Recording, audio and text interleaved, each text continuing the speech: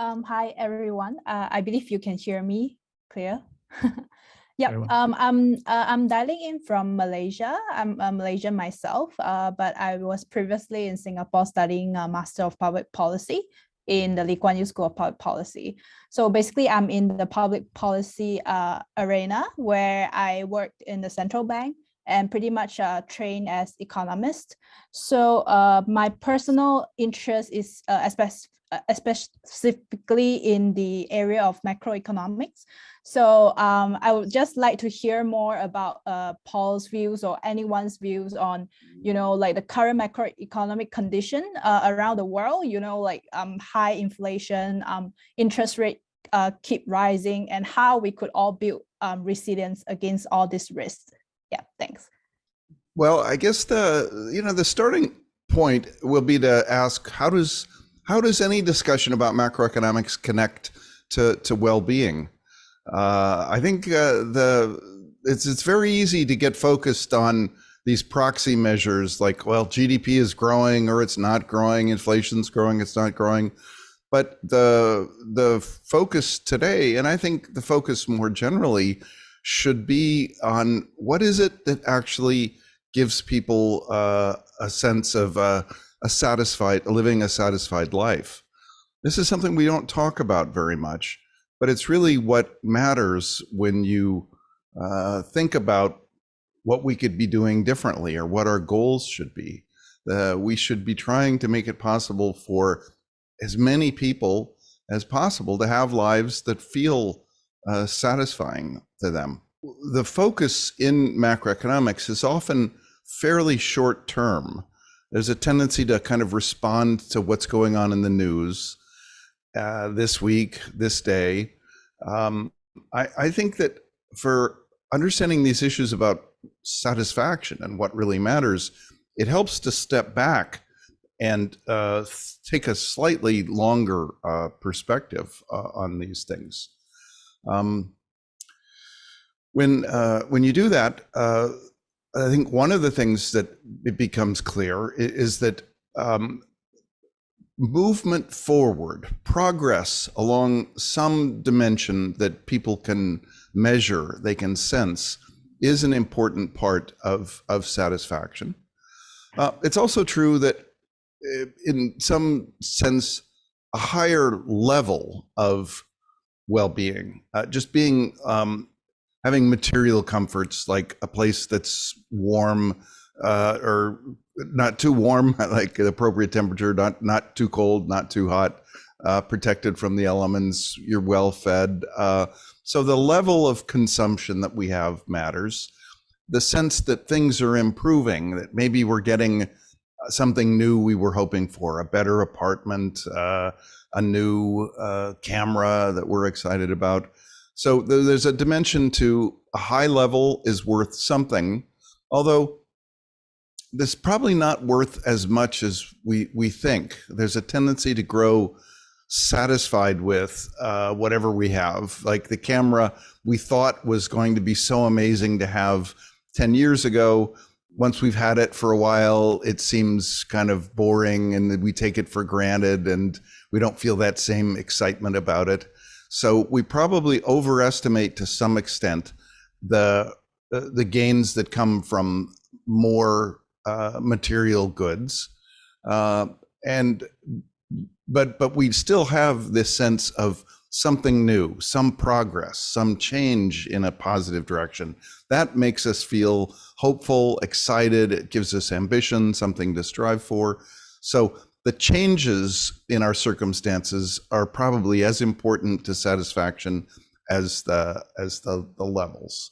In this larger perspective, the other thing I would say is I tell my own children, it's very hard to turn money into happiness. So think very hard about making a decision where you're accepting more money, but will be more unhappy. You give up that experience of time with your own children or doing things that really have meaning for you or being with people that you enjoy to get money. Often people will do this in anticipation of more money in the future and that will somehow be better. but they forget that when you get that money later, it's harder to turn it into happiness and satisfaction. So that's a pretty indirect answer to your question about inflation and macroeconomics. But the truth is I think we don't think enough about what's a life well lived, and we focus too much on what's going to happen to the inflation rate. And so I wanted to push back on the things that I think really will matter. May I say thank you for raising the issue, Rachel, and thank you, Paul, for the answer, which is a beautiful framing, really, of the meeting we're having on the 13th of September in Singapore, which is entitled The Future We Want Together, and integrates all these different aspects of well-being. So that was a perfect starting point. I don't know if anybody just wants to jump in on this particular topic. Leonard, please, do you want to? Okay, so hello, I'm Leonard. I'm a medical student from the Philippines, but I'll be taking my master's at the London School of Hygiene and Tropical Medicine in MSc in Demography and Health. So I'm very interested in economic well-being in relation to different population structures, and I'll be asking more about that.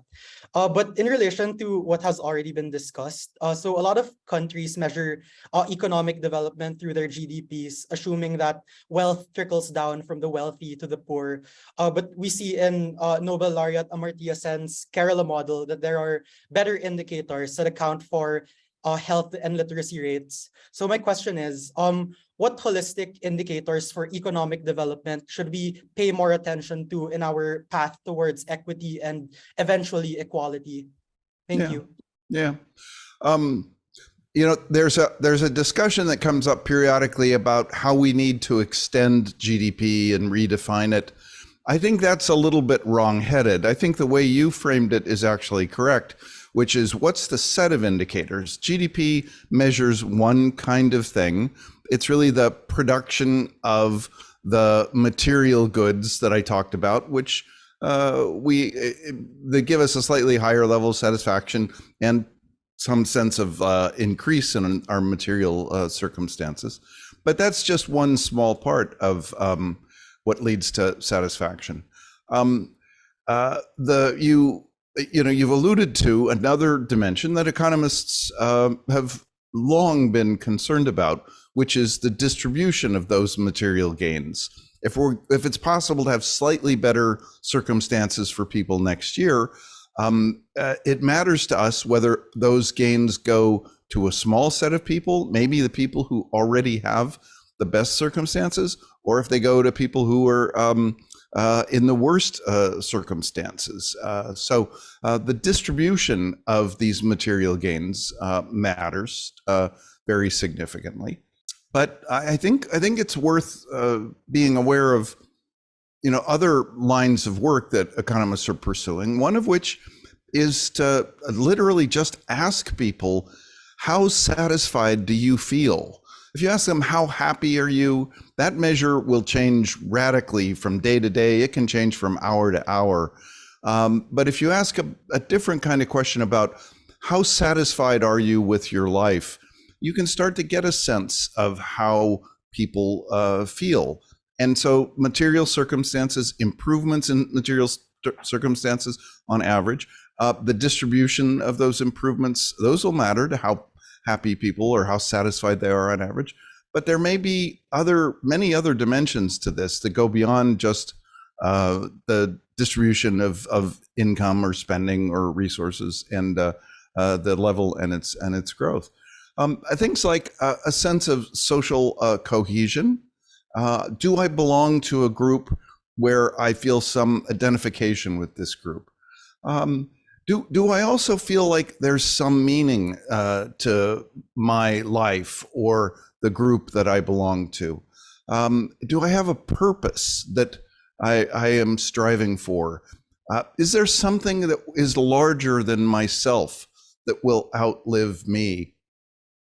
This last notion of being committed to something that's bigger than oneself is not something that you can see very evidently in economics, because economics always assumes people are selfish and narrowly focused.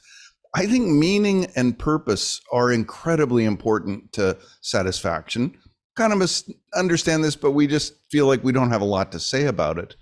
But it raises, I think, challenging and important questions in a society that we should ask, such as, what do we do to help people feel a sense of belonging to a social group, having a purpose, having meaning in your life that goes beyond just your own narrow self-interest. I think the narrow self-focus tends not to lead to as much satisfaction as people think, and the membership in a group and the contribution to something that's larger can mean a lot. Historically, many people got that sense of well-being through mechanisms like organized religion. And one of the striking developments around the world is that organized religion is becoming less important in people's lives. What we haven't come up with in many societies, though, is a replacement for some social organization, some group that we belong to, some way that we contribute to that group, that we pursue a larger purpose. And I think, again, these are important things to think about. I personally can achieve that sense of contributing to something that's bigger through my participation in the world of science. That there's a sense in which the way we understand the world is improving over time. What people in the future will understand will be better, and that by contributing to that, I somehow achieve something in my life that will be meaningful. But most people don't have careers in science, and I think it's important to ask. I think all of you should ask yourselves: is there something that's more important than yourself? Something that will last after you're no longer alive, that you feel like you're committed to and can contribute to and find meaning from? Or is there another way that you address this kind of concern? Thank you very much indeed. This is a lovely topic, and there are lots of hands raised, and maybe we'll just let everybody speak on this, but then we'll run out of time for everybody else. But Rachel, it was your topic, so can I just come back to you? Yeah, I just want to respond quickly to what Paul mentioned just now. I'm just wondering, does it start from the individual itself to start to think about the well-being that we are talking about now, or it should be a top-down approach, kind of starting from policymaker that draw the focus back to what kind of well-being we want in the future? So yeah, I'm kind of confused and just want to learn more from you. Yeah, I think rather than top down or individual versus kind of a hierarchical authority, I think it's helpful to frame this in a slightly different way in terms of the individual and the group. So all of us are members of some group. In that group, there will tend to be an average form of behavior, and then that average behavior will influence us.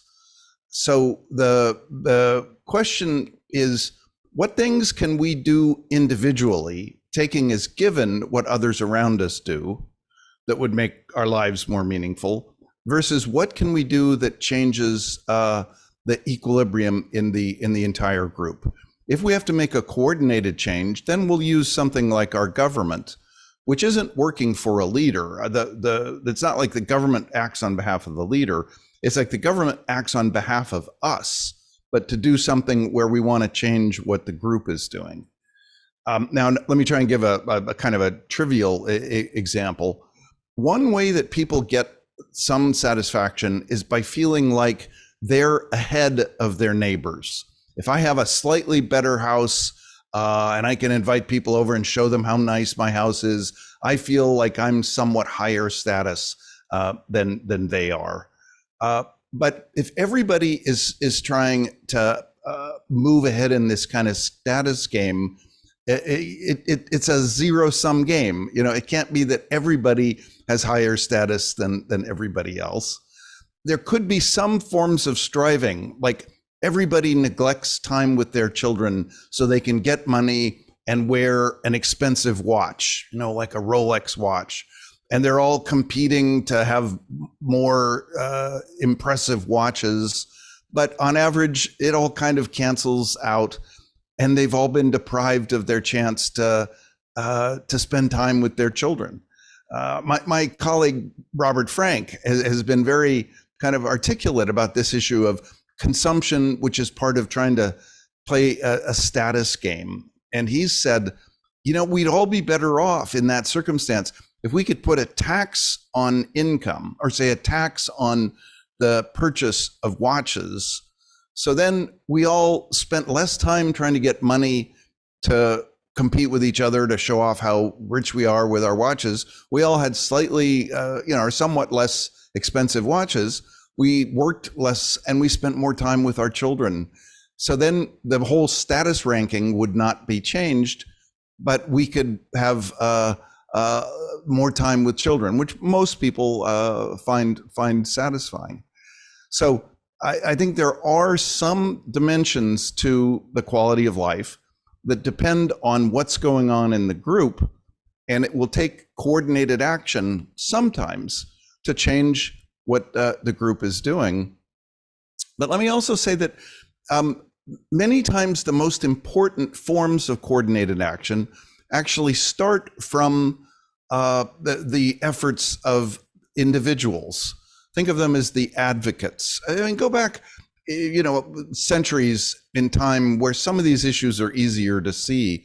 There was a time where we had human slavery, and this imposed huge suffering on the slaves. And many people who were not enslaved also felt like it was an immoral kind of institution. The agitation against slavery was something that individual citizens pushed for, and eventually governments responded, and we banned slavery. If you think about what's a contemporary example of this, I think there's a growing group of people who recognize that many animals feel pain, and they have some awareness of their circumstances. Some things we do in farming impose pain and suffering on animals. My bet is that in 100 years, everyone will look back and say, it was really inhumane the way people used to treat, say, pigs, who are apparently fairly intelligent animals and are deprived of most of their usual patterns of interaction in farms. They'll look back and say, that was really inhumane to impose that kind of suffering on those creatures. And it's good that we've changed so that we have a different way to get food to consume that doesn't impose suffering on other creatures. So this is an illustration, again, of thinking about something beyond just oneself and a kind of a big social change that could take place. But it isn't something where I would say, well, let's just ask our leaders to do what's right for us. I think in some sense, it's really got to start from the awareness and the activism, the conversations of individual citizens, who then lead to a change in policies that can then change the group outcome. Let's come on to Jan. You've been very patiently waiting. Please, your point. So thank you, Professor Romer, for the opportunity. I'm Gian. I'm from Indonesia. So basically, I'm a development worker, basically for a consultant for several organizations such as UNICEF. But I also founded my own foundation, Emancipate Indonesia, focusing on actually modern slavery and basically promoting workers' rights among young people. But my question is actually for you, Professor Romer, because I follow your work throughout the years.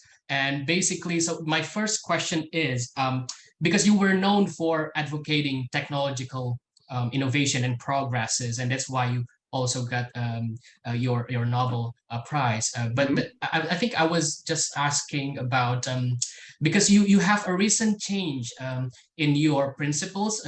Like you said, I think sometimes last year, we need technology and governments to basically make a technological innovation more progress.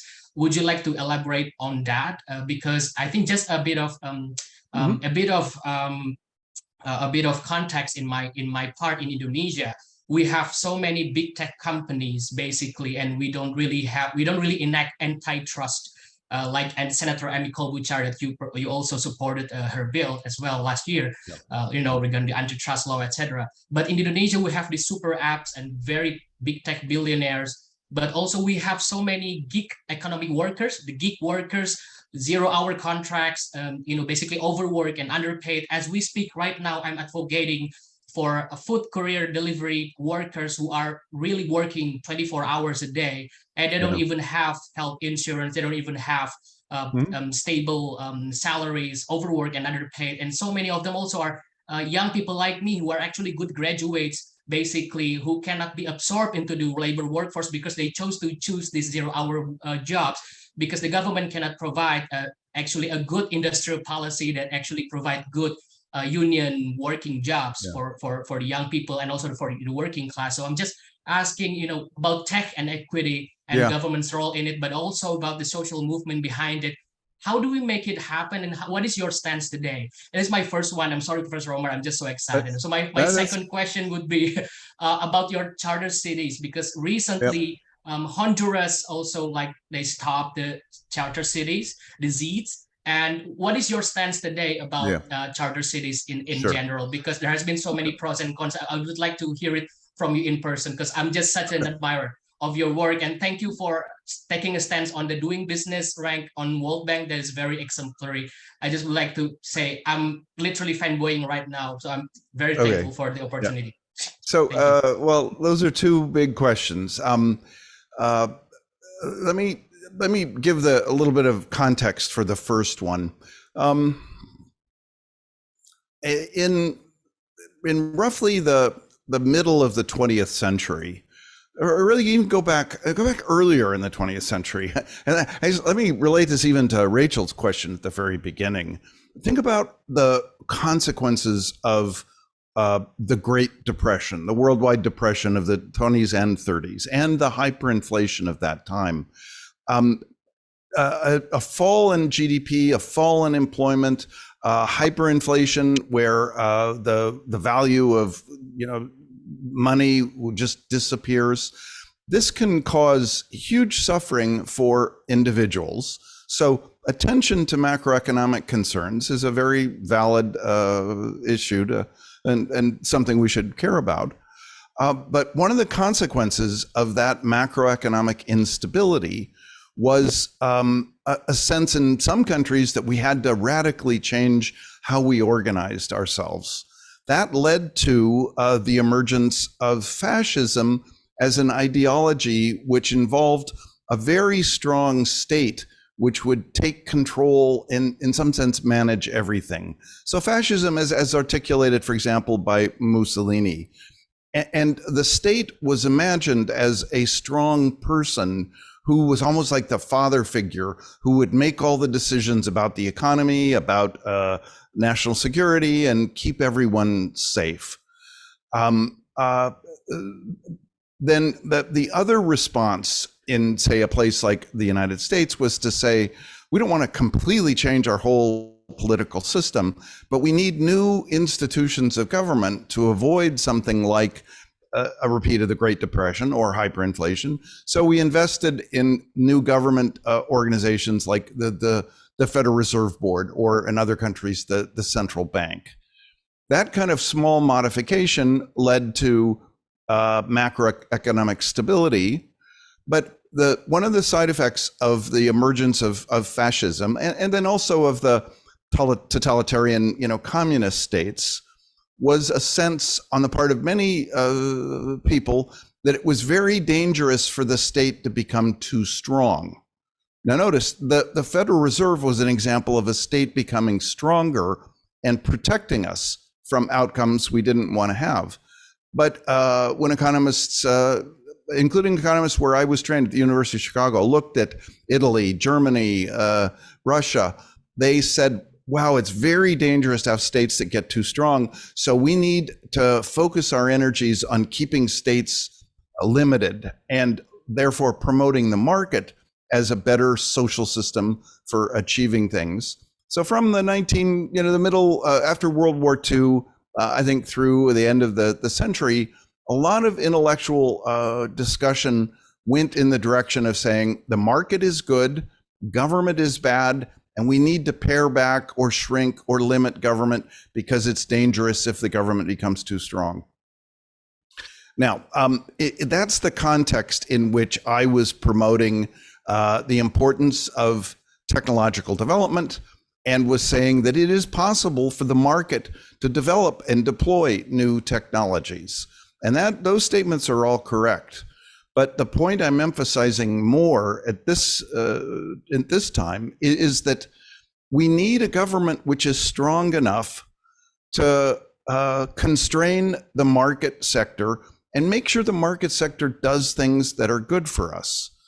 To link it to your specific concern, we could have new technologies that allow monitoring of workers and then gig work, which leads to less successful careers for those workers than under the arrangements that we used to have, where there were longer connections, long-term relationships between firms and workers. So other things have contributed to this, but the technology of monitoring means that some firms now treat workers just like disposable inputs. They come, they go, they don't care about their well-being. And this may not be such a good social environment in which to work and live. We as citizens need to be able to say through our government, if we believe this, we don't want to live in that kind of a world where organizations like firms treat people like disposables. We want to live in a world where there are long-term relationships, where people invest together for mutual gain. And if new technologies are pushing us in a different direction, we want to push back with the law to go back to the kind of arrangements that we had before. We can take advantage of the new technologies, but we want to use them in a way that will benefit us all. So my new kind of message to everyone is that if you simply say that the market will solve everything and we need to limit the government and let the market do things, you're going to get a society that you don't like. You're not going to see progress in sense of well-being on part of everyone in this society. And so we need to use our governments to do the kinds of things that I was talking about before, where we change the group in ways that make us all better off. And we guide technology, we steer technology in directions that will make us all better off. So the new message is you have to have both a market that can encourage innovation, but a government which directs that innovation for the well-being of everyone. Now, let me try and pivot kind of briefly to your next question. There are many people, like the people who approached me from Honduras, who said, Paul, we can't do that. We don't have a government that can function. The people who take positions in the government end up doing things that benefit themselves rather than the society. So how do we get to that situation you're describing, where the government can function as an agent on behalf of the population doing what people want? There are some people who say to me, and this is a common response in Latin America right now, it's impossible to have a government that does its job. So we're going to go with just the market, just whatever the market solution is. And my answer to them is, well, you can do that, but you're going to get a bad outcome. The societies that progress will be the ones that figure out how to make the government do its job. And if you just throw your hands up and say it's impossible in our culture or our society to have functional government, we're going to live without working government, then you're going to get a very bad outcome. Ultimately, people will leave when they get a chance and go places where there is a government that can then provide the kind of social environment that people want.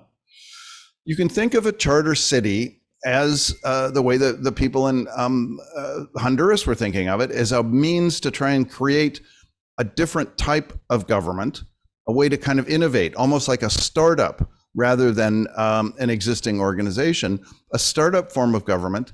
And then if that succeeds, that could transform the existing government. The challenge, of course, is who is in charge of the people who are trying to create the startup. And this is where I broke off my connection with Honduras, was because there was a group of insiders in Honduras who didn't just want to create a government that would benefit everyone. They wanted to create a government that would leave them permanently in charge. So I participated in their efforts only as long as they remained committed to democratic accountability, I cut off my connections when it became clear that they were not going to remain committed to democracy. The ZEDs that were completed under the new law, which did not have the same kind of democratic protections, that law, those efforts all took place after I said I don't want to participate in your efforts in Honduras because I don't think they will work on behalf of all citizens in the long run. But still, there is a possibility we should think about of the good parts of the history of Hong Kong, where a type of government that was developed in Britain was exported to a location, and people were allowed to move into that location and try living under a different form of government. That kind of example, I think, shows us the possibility of innovating and helping more people have access to the kind of government that they want to have. So part of my message that I think has been misunderstood about charter cities is you need to think about charter cities as a way to export government services, to take the services of government that already are working in one place and make those services available in another place to people who would like to take advantage of them. And that's the way in which I think charter cities are most likely to be beneficial, not the kind of arrangement that people pursued in Honduras, where local individuals wanted, in effect, to grab control for themselves. So those are two long answers to two big, important questions. Thank you very much indeed. Absolutely fascinating. Thank you both. Izumi, over to you. You've been patient. And I'm Izumi Kaneko, a medical student in Japan. And also, in this August, I spent 1 month in Quebec State, Canada. And when I think about which part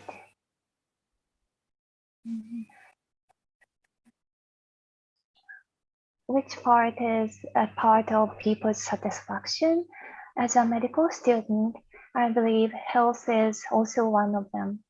And both in Canada and in Japan, the people have universal health insurance system. So, however, comparing each other, I found some differences. So I'd like to ask you about the balance which we have to maintain regarding the relationship between the insurance system and the government. For example, in Canada, I encountered more homelessness than in Japan.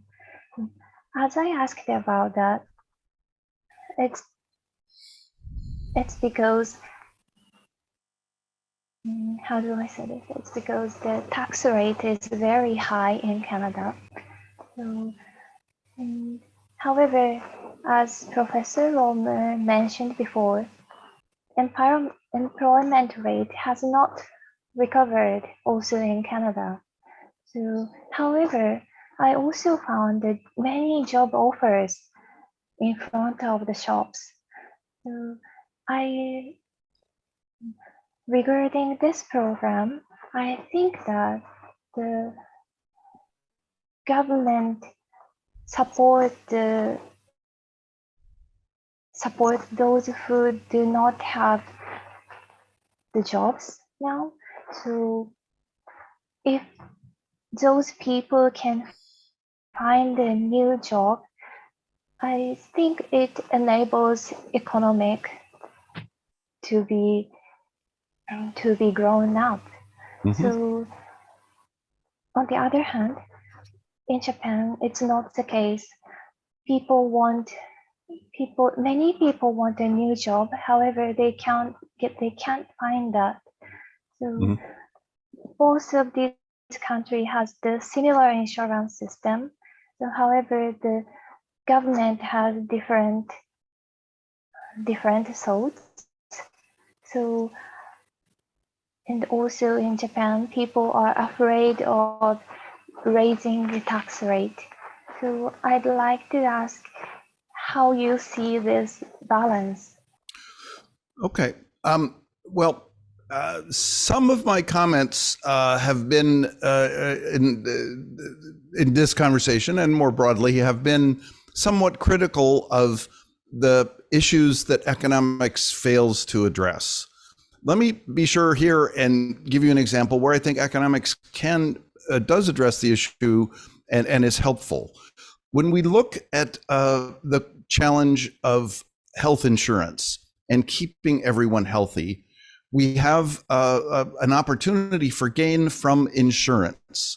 If there's something that will happen to a few people, but we don't know who it will happen to, we can enter into an insurance agreement where we all protect ourselves from that risk and all be better off.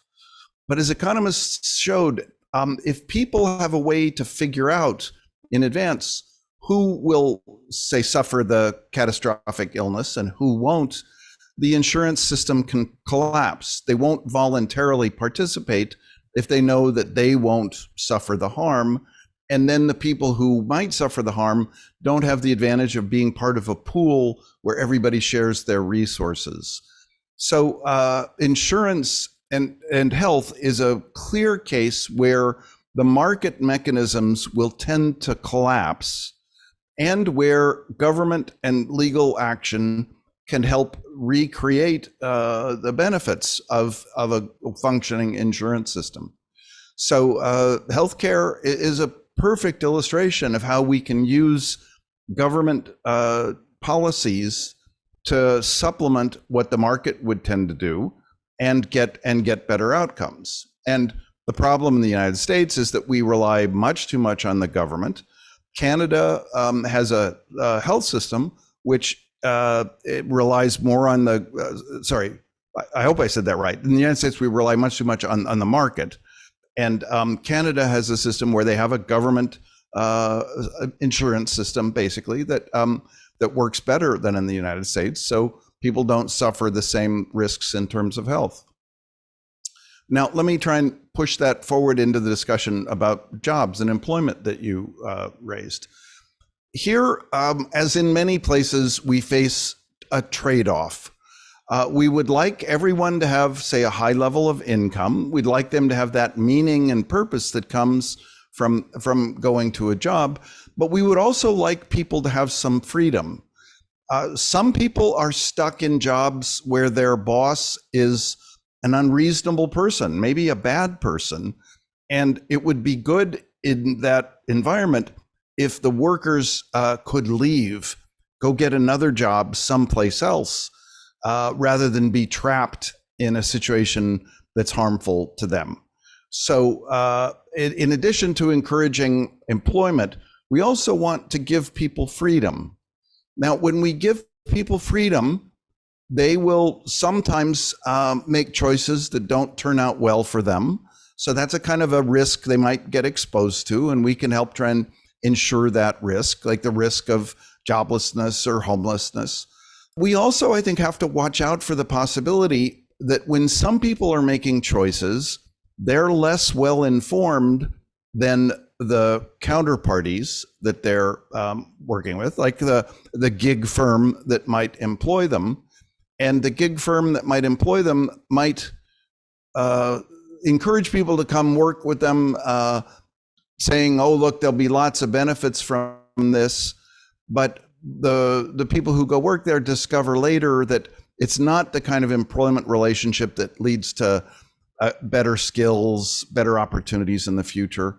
So in the labor market, we face this challenge of giving everyone the opportunity to work, giving them the freedom to change where they work, but also watching out for work-like environments that could end up being harmful for those individuals. So, for example, we prohibit as societies now things like indentured servitude. We don't let a person say, all right, it sounds good, I'll take a payment now, I'll use that to support my family, and in exchange, I'll become your slave for a certain period of time. Governments simply don't allow that because there's too much potential for abuse in that system.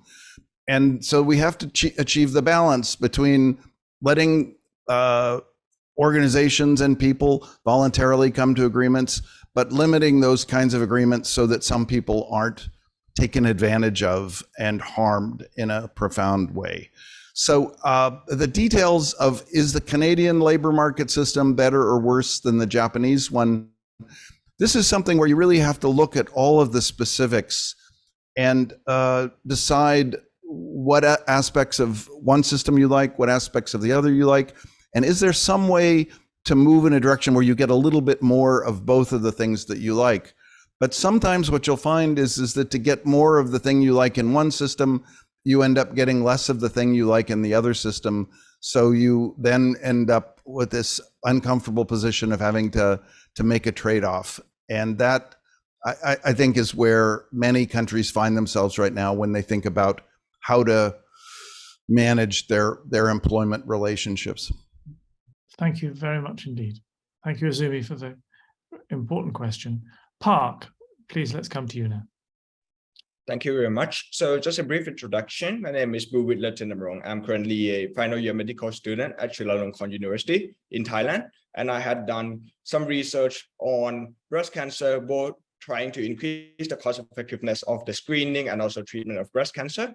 So just to briefly extend on Azumi's point on healthcare, I would like to ask with regards to the specific unique point that is happening to Thailand. So most countries which have like high incomes usually correlate with like high life expectancy, like in the US or in European Union. But for in Thailand, we are currently stuck in the middle income trap. But however, our public health facilities exceeded those of the development of other facilities. So what we are witnessing is we are currently stuck in middle income trap, but our life expectancy is increasing. So we are actually witnessing aging society and decreased birth rate in a middle income country. So I would like to know, how would you rectify that following situation? And my main question is about education. So I believe that we can all agree that education is sort of like one of the best way to sort of like leave the vicious cycle of poverty across the world. But I think there's currently like inequality about education, both in developing countries and also developed countries. So I believe like in most developing countries, the limitation is currently about access of quality education in itself. But currently in countries like the US, we are also witnessing inequality as well with regards to the financial access of tertiary education. As we have already seen that like President Biden needs to have like a break for like student loans. So I believe that is also a very important limitation in developed countries as well. So I think in both unique situations, there's a very vast differences in both situations. So how would you approach this current problem in both unique situations to sort of like reduce the inequality in education with regards to Thank you. Okay, this is a great question. I sometimes try to come up with like very simple slogans as a way to remind people of an important concept. And the one I've come up with for this set of issues is the following: work is school and school is work. I think this captures an enormous amount of what we need to think about to understand the development process.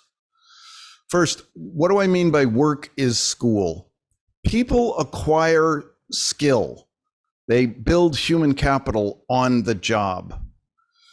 The kinds of skills that they learn are not like how to solve a quadratic equation that you might learn in a classroom in school, but you learn things like how to work in a team, how to coordinate your efforts and take instruction from a manager, how to meet a quality threshold, the importance of reliability and punctuality in working with other people. There are many dimensions to social interaction that people can learn about on the job and become better workers, better participants in social groups, more skilled. This is part of why I agreed with the concern about gig work, because I'm afraid that gig work may not have that same characteristic of traditional work. So just as you can imagine schools that are good and schools that are bad, there is type of work which is good in terms of helping build skill, and there's type of work which is very bad. One of my biggest frustrations at the World Bank was my failure to get people to take this idea seriously. If you look quantitatively, there's probably as much human capital built on the job in a country like Thailand as there is in school. And so instead of just thinking about, can we improve our schools? Can we lengthen the time people spend in school, which are both good things to do.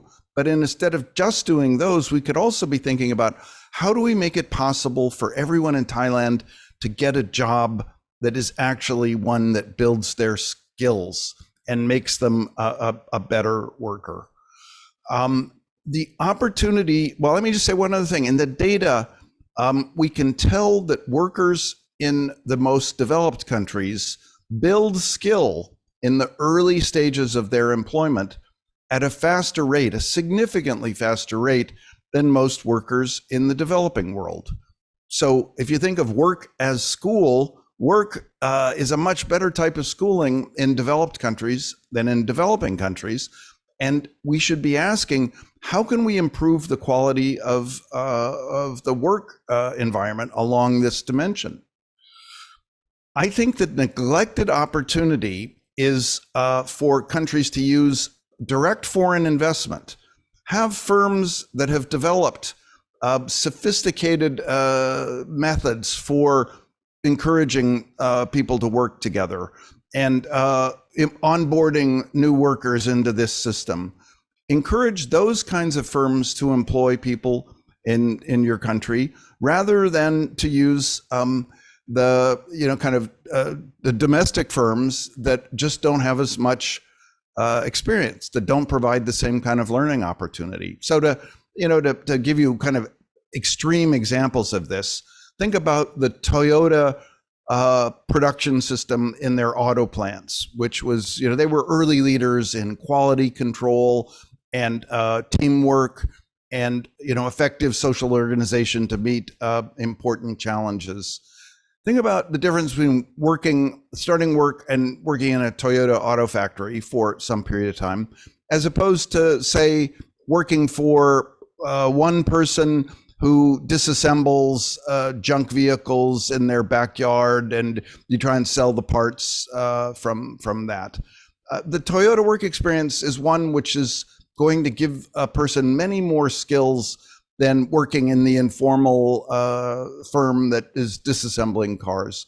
So I think that many developing countries have erred systematically by excluding foreign firms from entering the domestic market, and have deprived their citizens of the chance to work in environments that will help them acquire more skill. So if I were to give one bit of advice to every country, it's to look carefully at the type of work people are doing, try and measure how much they learn on the job, and try to create more opportunities for them to learn on the job and earn income.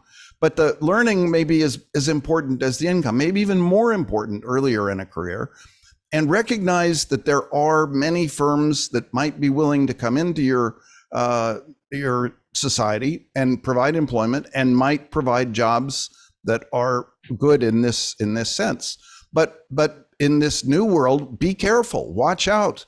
There may be foreign firms who want to bring in some new software system to set up gig employment, where the relationship is really predatory and takes advantage of the workers, rather than creating an environment where you encourage workers to all work together to achieve a goal that will benefit the firm and the workers. So it's not so simple about which foreign firms you want to invite in now as it used to be, but I still think it's a really dramatically underexploited possibility. So let me just pause there and say that improving the quality of the work environment, the job that most Thai citizens have, this is likely to be the fastest way to improve income and achieve faster growth. even as you do all of those other things that we've always talked about, like trying to improve the quality of schools. Thank you very much indeed. And let me just pause at this point just to say what a joy it is to meet everybody, and how amazing it is to listen to the points you're raising, and also to thank Paul for this whistle-stop tour around so many different economic issues. It's thank you for everybody. Thank you to everybody. Right, Janofi, let's come to you, if I'm pronouncing that right. Thank you. Yeah, it's Janofi. So to very quickly introduce myself, I'm a graduate in economics and psychology, and I did my PhD in behavioral economics at the University of Zurich, where I also worked as a lecturer. And on the side, I used to consult with various corporates, with governments, nonprofit organizations, UNICEF, UNDP, and so on various problems related to behavioral economics. And in fact, I just quit my job as the lecturer, and today is actually my last working day. Anyway, so the question I'm going to ask is sort of general, and I think it sort of relates to your experience, Paul.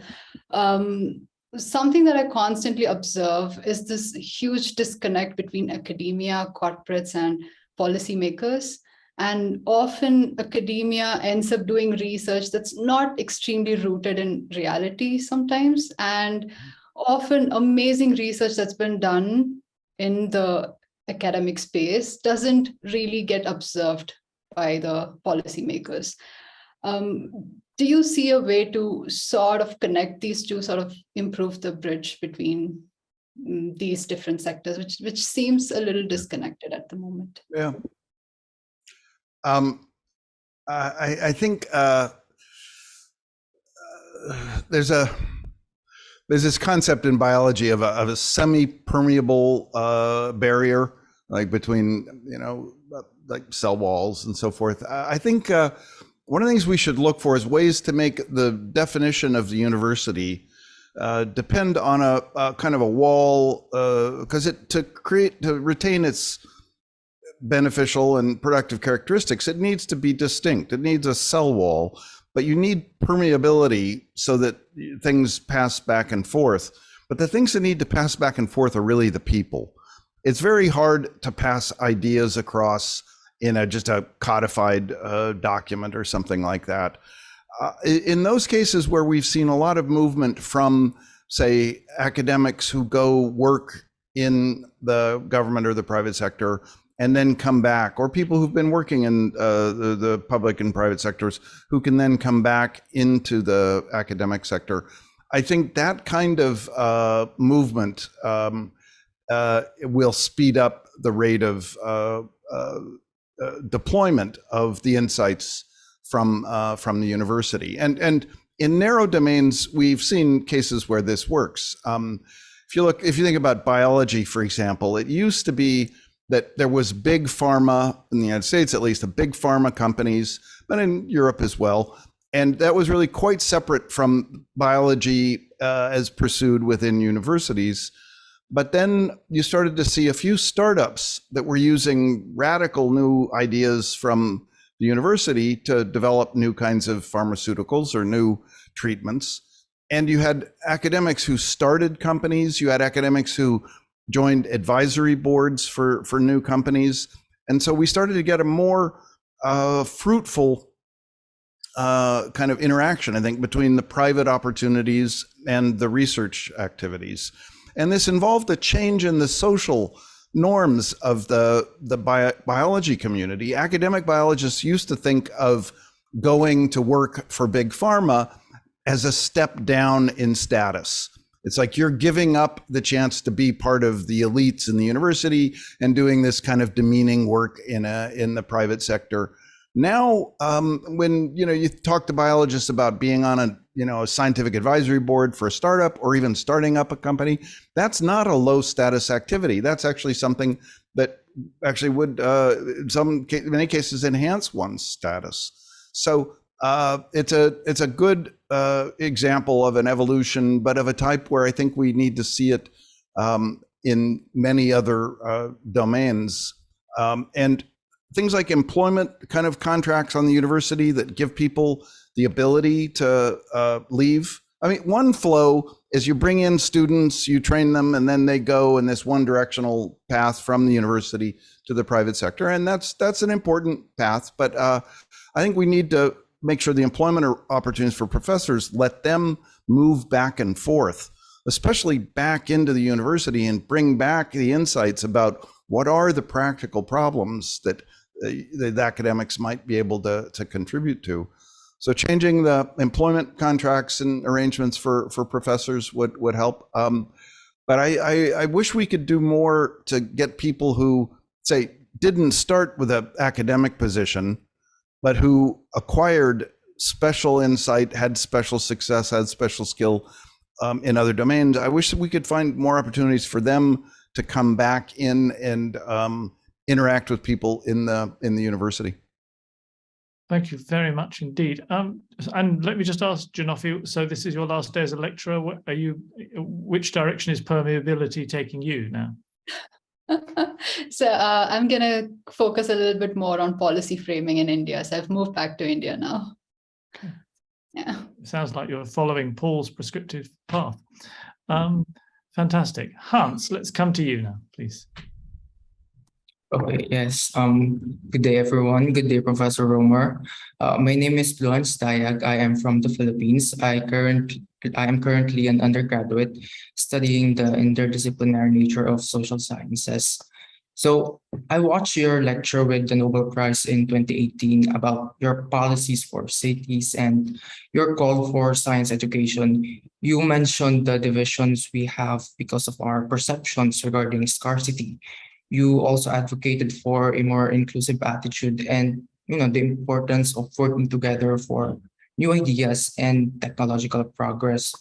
So this reminded me about this controversial narrative that I encountered in one of my policy classes.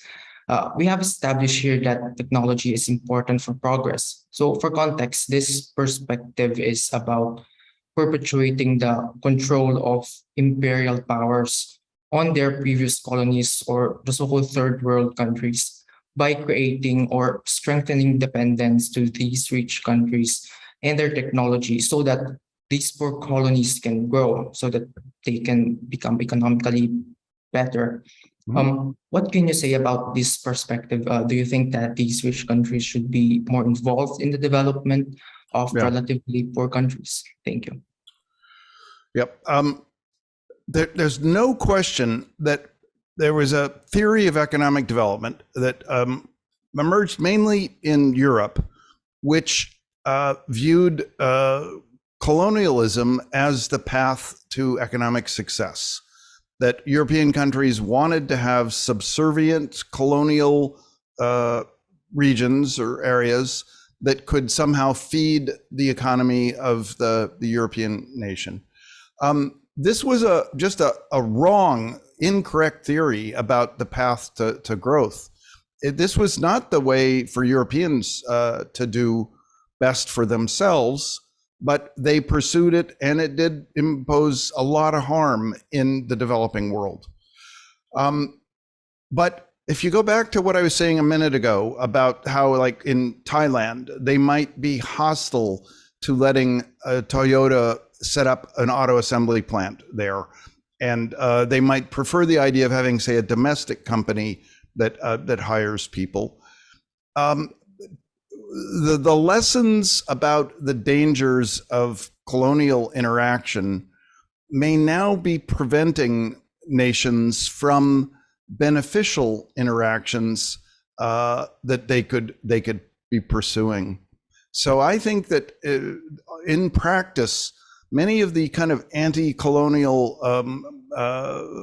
ideologies and proposals are addressing a problem of the past, and they're not they're preventing nations from taking full advantage of the opportunities of the present. So I think every nation should view other nations as potential collaborators, but as potential predators too. Think about how you can protect yourself from other nations or other organizations that might be willing to take advantage of your nation or your citizens. And so again, like these gig employment firms, I'm really not a fan of those. And you might say, we're not going to allow that. But then you might differentiate that from, yeah, but we would be quite happy to have, Toyota or say Foxconn, which does the contract assembly in electronics. We'd be quite happy to have some of those firms come in because they will provide training and learning opportunities for young workers that those workers won't otherwise get. Let me be even a little more provocative about this. Think about like garment assembly factories. These are often called sweatshops because in the past they were, hot, unpleasant environments to work in. Even in a factory doing garment assembly can actually provide a kind of job which at an early stage in a person's career can actually be beneficial and make the foundation for them to move on to a better job. So I think we shouldn't let the bad parts of the colonial experience preclude a nation from pursuing opportunities that will be truly beneficial for its citizens. But the nation, the developing nation, needs always to be wary of the nature of those interactions, look for the ones that will be beneficial, seek those out, encourage those, but avoid the ones that could be harmful. Thank you. Does it? I don't know if anyone wants to respond specifically to that point. Does it? If you do, raise your hand. Otherwise, I'm going to go to Alexia. I'm based in the Philippines right now, but as you can notice from my accent, I'm not from the Philippines, but I'm from France. And actually, to promote economic well-being of other people, I made kind of a radical change and decided to switch from my consultancy job to actually work in one NGO, where I'm currently accompanying youth in finding a decent job, youth coming from excluded background. And as part of the NGO Life Project for Youth, and just before I was coordinating a network of companies committed to the same aim. Sorry, can I ask? I didn't quite hear. You were helping youths get connected to what kind of job? Yes, so so as part of my job, I'm actually accompanying youth coming from excluded backgrounds, meaning youth coming from slum, for example, with disabilities and all, in order for them to find a decent job. Because what happened to them is that actually, like we have, and thank you so much for all the input and all the discussion, it's super interesting. But we are relying a lot, we are talking a lot about the youth in this discussion that actually can afford university, that can go to school, or that can actually find a job. Me, I'm working with youth that are completely excluded from the professional world. And there is something that you say that is super interesting, which is work is school. And in this discussion, we talk a lot about governments, but for working with the network of companies just before, there is also the corporate world to me that can actually participate to that. And so actually, first of all, sorry, there is something that is very important to me. Like we talk about the city charter, and you talk also about the human progress, which is the fact that to have people meeting together in order to develop some ideas, progress and all. The fact is that right now, this is not what happens because there is some barrier between the peoples. You say that we relate to some social groups of people, and this is exactly what happens, which means that there is some barrier that we need to cut. Right now, we are mostly, in order to have, for instance, companies recruiting more people coming from different background that doesn't have any school background, companies that really consider that work is cool and that youth that actually doesn't have like the diplomas can also work in those companies.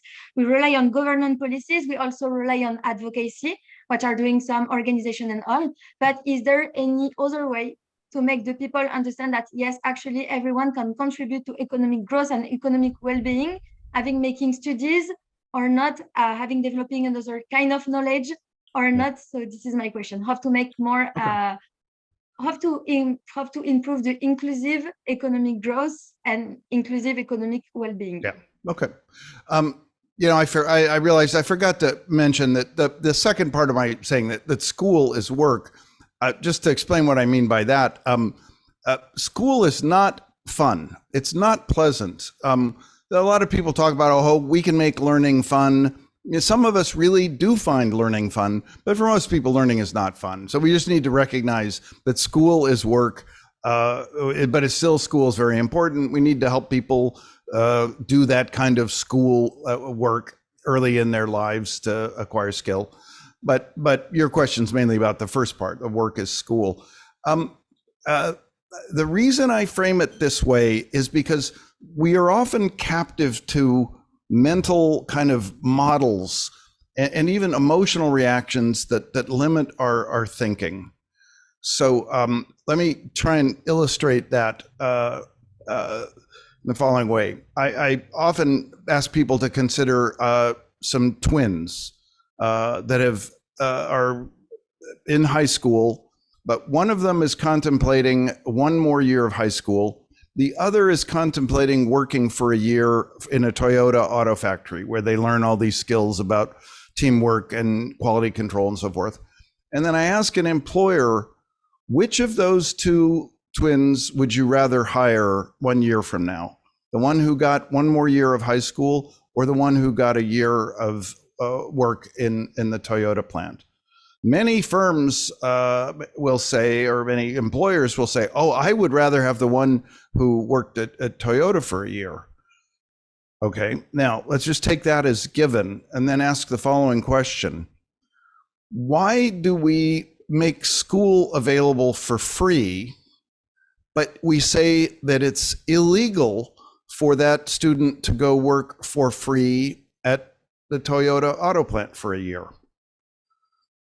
We could say, well, if students are doing work in high school, we should pay them, decent salaries to go to high school. I think we know why we don't do that.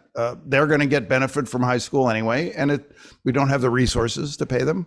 But then ask, why do we prohibit work at Toyota for no wage at all if the skill you'd acquire is even better than what you'd acquire in the high school?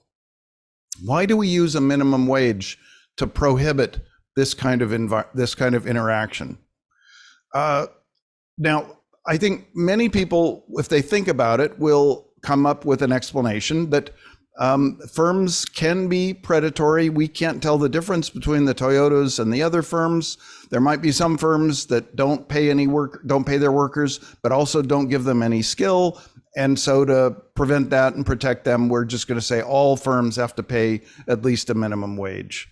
But we need to start at least from this perspective where we don't just let an emotional reaction drive us, where we say, oh, it would be immoral to have somebody do some work and not be paid for it. Start and think practically. Well, they're doing work in high school, they're doing work in firms. What's the difference? Now, I think the option that we need to then think about is that, are there ways to allow the private sector to identify the firms that might be able to offer jobs at lower pay, but that really offer benefit for students? You might or might not be able to do that. But might we then consider things like government jobs? If we trust the government to run a school in a way we don't trust the private sector to run a school, maybe we should be relying on something like a government job.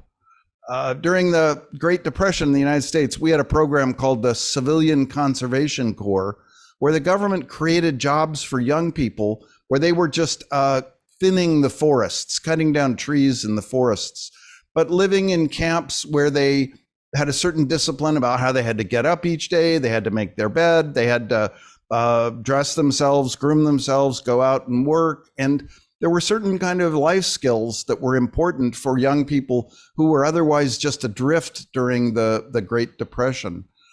I think we should be thinking more about kind of either public-private cooperation or public efforts to create jobs, but where the understanding is that these jobs are not ways to just give away a bunch of money, like a high wage to someone, but a job is a chance to create an environment that provides real skill to them. National service might be one form of this kind of job, where all young people have to participate in something like the sort of structure of the armed forces, or it could be some other part of government. But The point is that I think we're often trapped in mental barriers or categories that are moralistic, like decent jobs pay high wages, school is different, you don't get a wage for going to school. And what we need to do as thoughtful citizens is step back and say, let me think carefully about what's the difference between a school and a job, if they're really similar in some ways. And then what new insights could that give us about ways to provide opportunities for young people where the traditional school environment often fails them, but where they don't have a corresponding work environment like this program the Civilian Conservation Corps provided. So these are the practical details I think you have to ask when you take seriously the idea that work is school. Alexia, would you like to come back on this?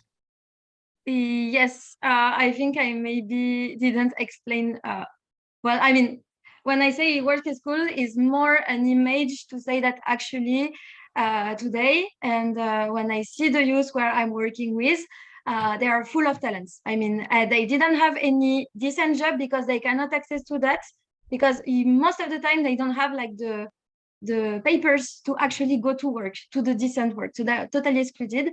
So the goal for us also is also to help them to access to the decent work. But apart from that, the other problem we have is actually that the companies, they rely on the diplomas a lot, and they do not value the fact that this youth coming from a different background, because they live like a different life, and they had to go, I mean, many different situations that we will not describe here. How do we actually convince that companies that actually this profile also values, and how do we help to create like spaces of discussion, just like what you mentioned in the shorter cities? How do we create spaces of discussion or exchanges between all the actors, like excluded youth, companies, government, and all, in order for them to try to solve the situation and to understand each other's, and also for the companies to understand the profile of this youth? Yep, but let me just kind of, I understand what you're saying, but there are the kind of the basics of economics do matter here. If this is in a context where there's a minimum wage, where you say to every firm, if you want to hire one of these young people, you have to pay them this high minimum wage right from the very beginning. Some firms may say, you know, they don't have a lot of skill right now. They'll acquire skill over time. They'll become more productive. But we can't afford to pay that high wage in the early period where we're not getting much benefit from them. So it's worth thinking not just about pressuring firms or using moral suasion to encourage them to hire these young people, but ask, what could we do to make it attractive to these firms to hire these young people? And how do we create an incentive? Because firms basically, they want to hire people to do work that will help the firm. And so we need to think about, how do we leverage the incentives within the firm to make them seek you out and say, help us go find those individuals so we can work with them. Thank you very much indeed. Okay, we only have 5 minutes left. I see hands raised. People wanted to make comments on previous things that Paul had said. If I say you're limited to 1 minute, absolutely, in your comments, let's just let you speak. Rachel first, and then Leonard and Jan. Okay, I'll go fast on this. So basically, I'm gonna respond to Junofi's question just now about how to bridge the gap between research and also policy making. So I think it's really important to get the level understanding from both sides that there could be challenges that could impede the effectiveness of a certain policy measures. So I give you a quick example. A lot of developing countries, they like to give cash transfer to people to improve their life. But there is a reality that there could be breakdown in terms of the administrative challenges, or it could be lack of financial literacy by the people. They just use the money to go and buy cigarettes instead of, actually pay for education, which brings unintended consequences. So I think it's really important to for the academia people and also the policymaker to come down and really discuss on all these different challenges to make sure that whatever great idea over there can be implemented effectively. Yeah, that's my comment. I agree 100% with you on that general point. And also, let me just say, if you think about what I was saying about work, you can tell I'm not a fan of just unconditional cash transfers. Thank you. Leonard. So I actually wanted to ask an additional question. So I'm very passionate about ASEAN. We live in a very demographically heterogeneous region, and I come from the Philippines, and our demography is largely affected by worker migration. So we're the top exporter of nurses, seamen, domestic helpers in the world because of the lack of opportunities at home and the huge demand for dollar remittances. So my question is, how do we prevent brain drain and secure human capital for the Filipino people, given that the government over-glorifies overseas Filipino workers, because these dollar remittances sustain our domestic economy, unlike countries like Thailand that get their dollars from tourists and European backpackers in cities like Chiang Mai. I guess the main thing I would encourage is for people there to think about, we have talent, we have workers who are very valuable to organizations and firms in the rest of the world. How can we exploit opportunities where those firms will bring productive activity into the Philippines rather than have the Filipino worker go to the other country? And so nursing might not be the one where you could do that, but there might be other ways. So I think it could become a parallel policy without necessarily interfering with the one you have.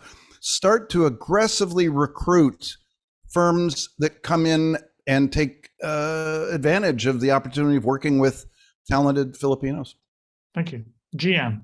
I think it's been a very fruitful discussion. I was just going to ask one more thing. I think I was very interested with your statement about, making workers more attractive to be hired by companies rather than only asking companies to fulfill minimum wage. But what do you think about statements that might say, some companies might as well opted out of stock buybacks and giving CEOs bonuses and everything, rather than complaining about the minimum wages? What is your stance on that, and what is your stance about unions?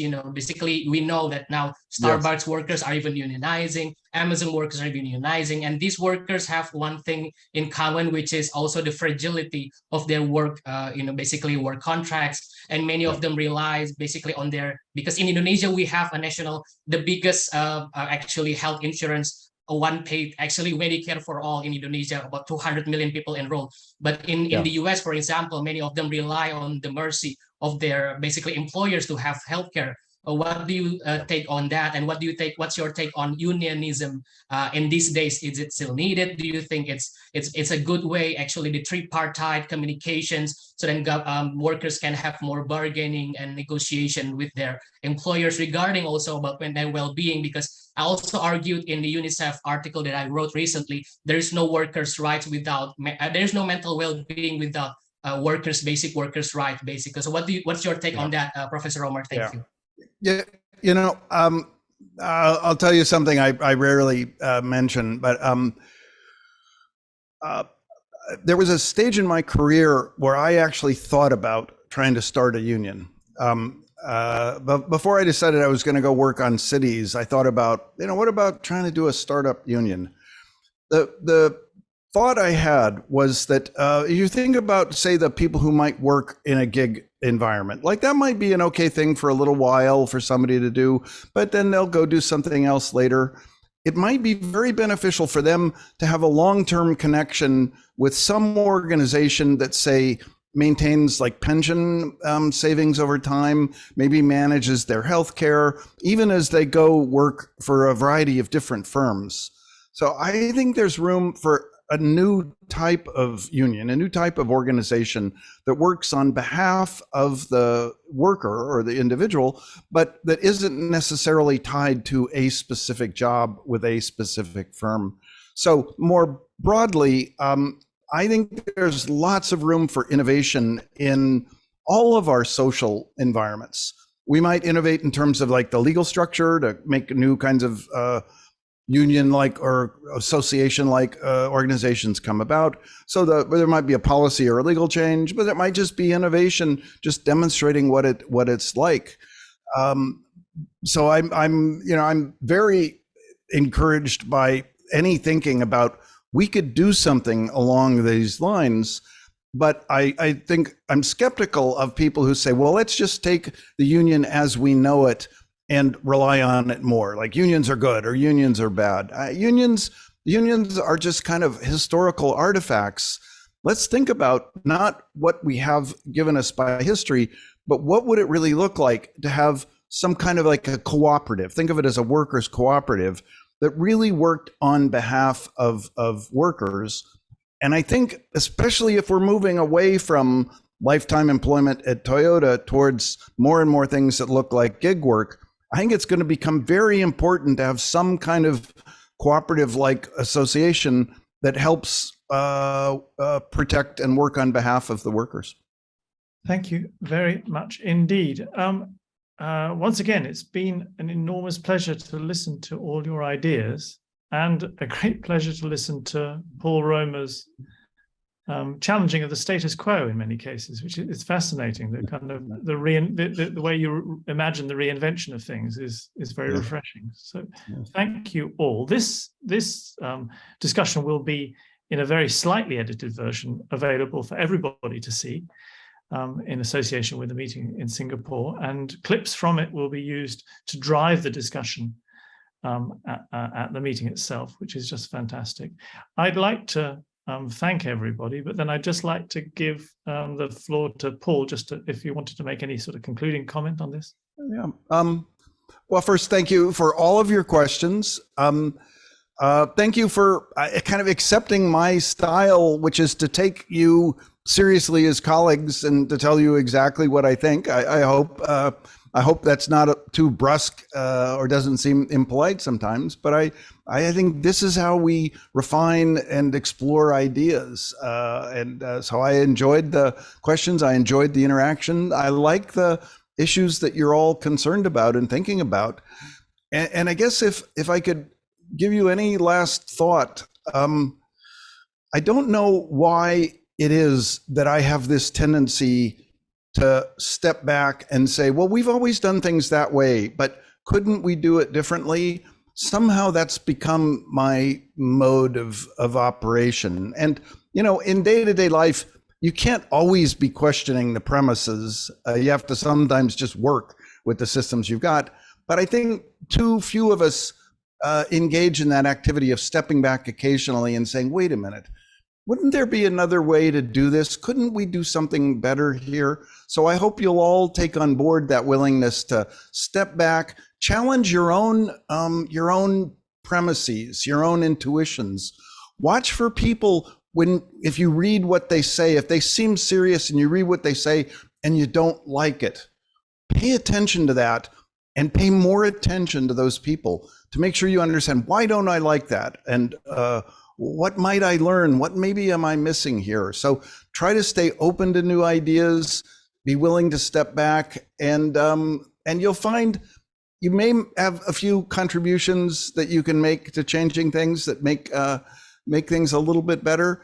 I think you may also find that there's a kind of a satisfaction in just exploring your curiosity. Like, why is it that things are structured this way? Is there something else we could try? So if you can cultivate that side of yourself, that curiosity, the kind of what if we did something different?